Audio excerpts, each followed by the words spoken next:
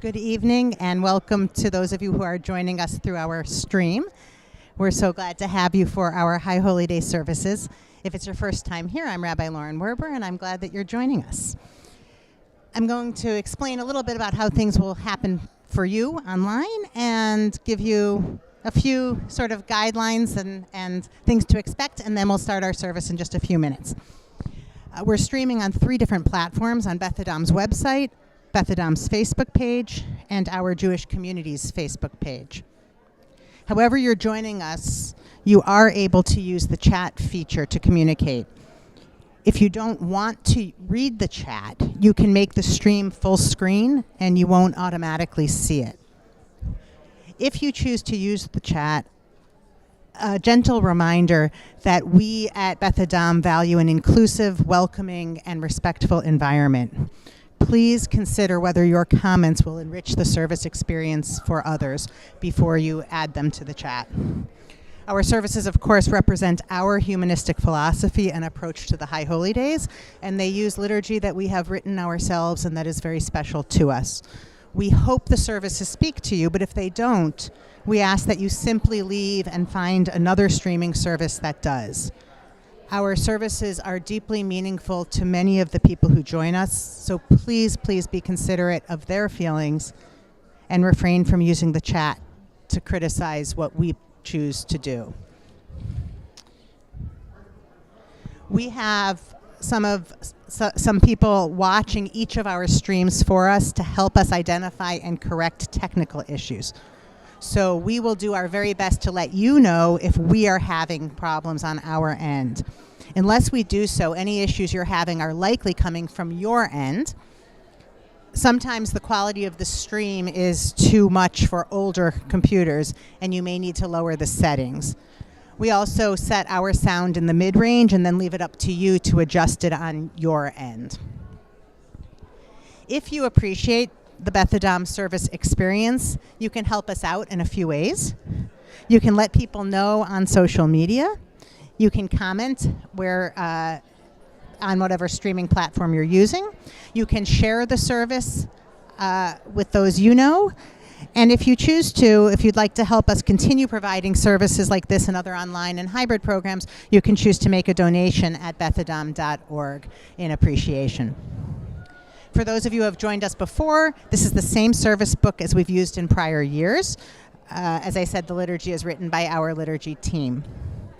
We will post the service after it's over so that you can share it with people in other time zones or with people who may want to watch it after the fact.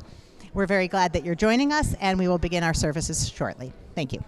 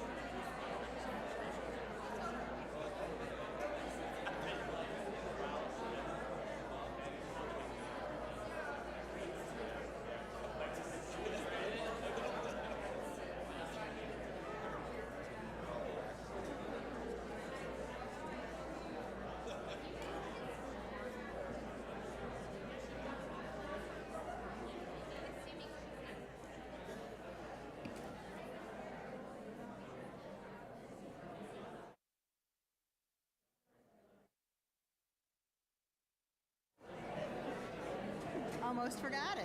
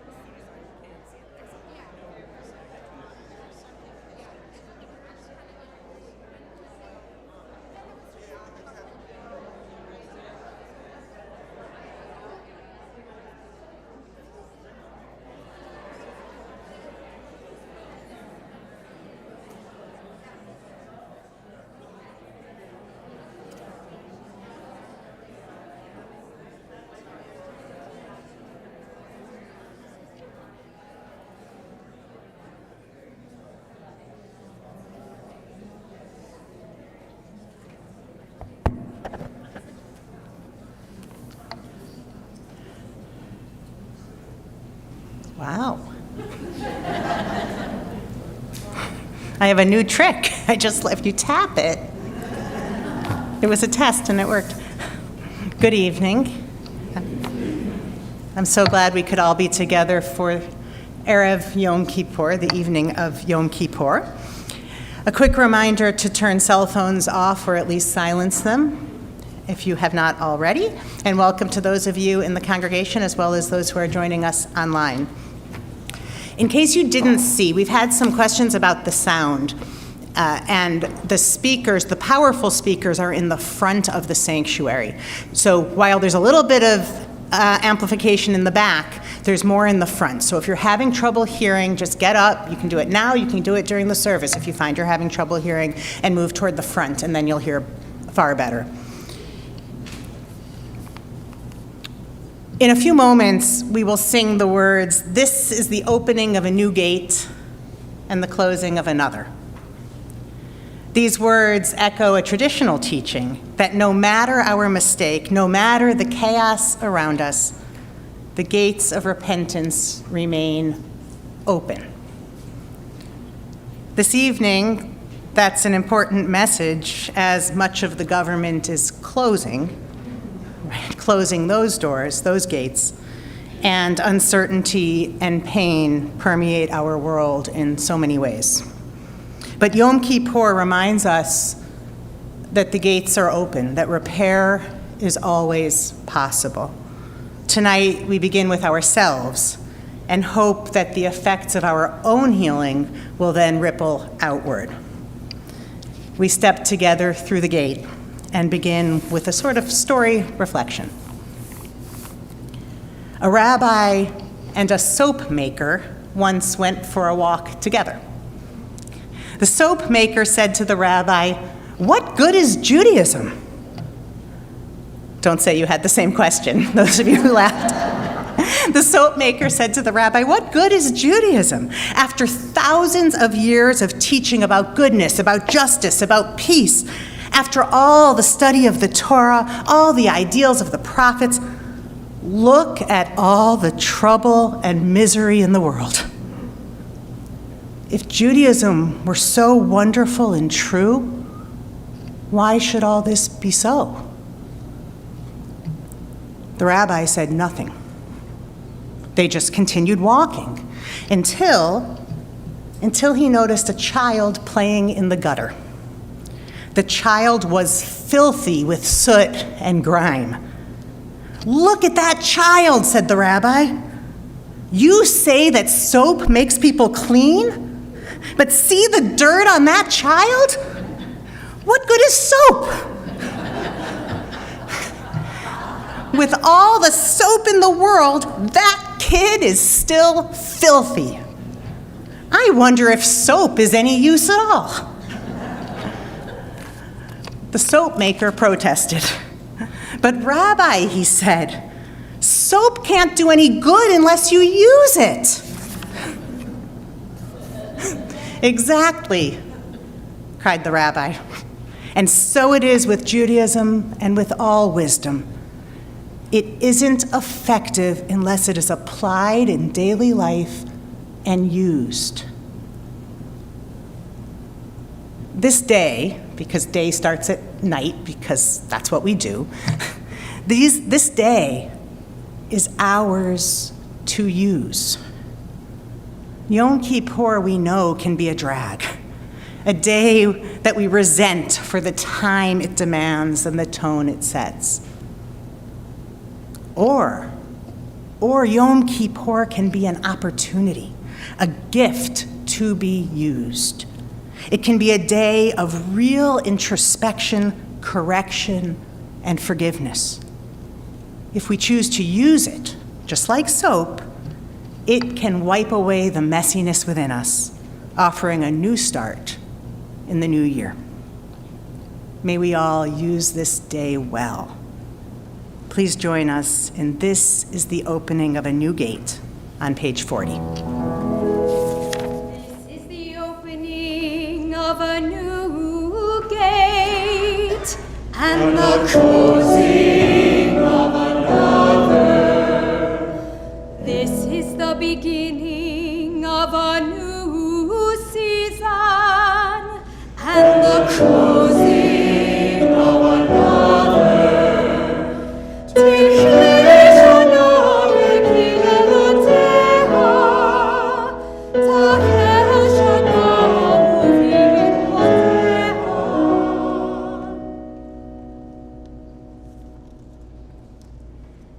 As our ancestors have done for thousands of years at this season, we gather on Yom Kippur to continue our period of self-reflection.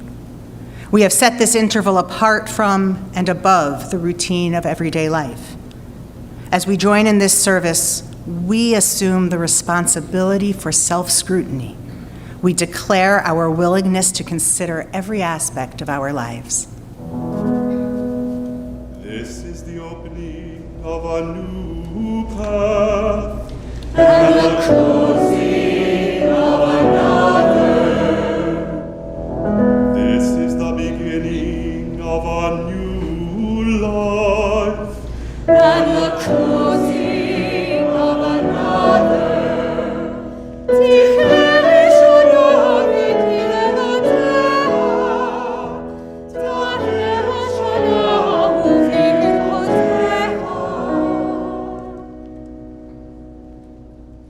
We walk the path of self-examination and recognize that it is not an easy one.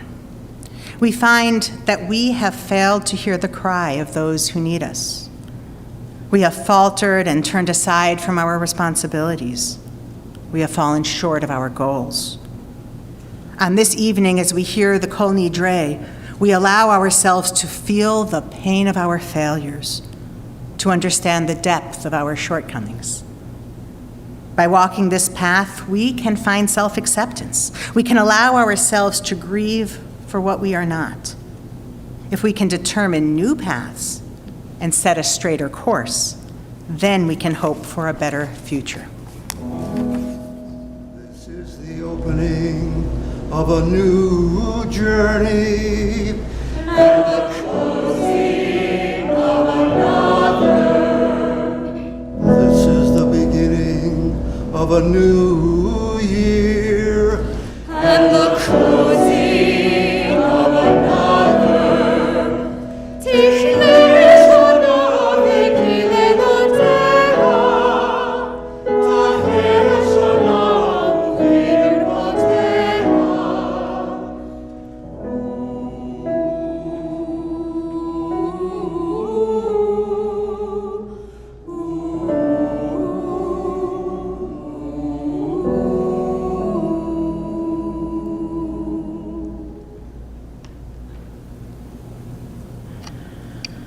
L'chol zman ve'et l'chol chefetz tachat hashamayim. To everything there is a season, and a time for every purpose under heaven. A time to be born and a time to die. A time to plant and a time to reap. A time to kill and a time to heal. A time to break down and a time to build up. A time to weep and a time to laugh. A time to mourn and a time to dance. A time to cast away stones and a time to gather them up.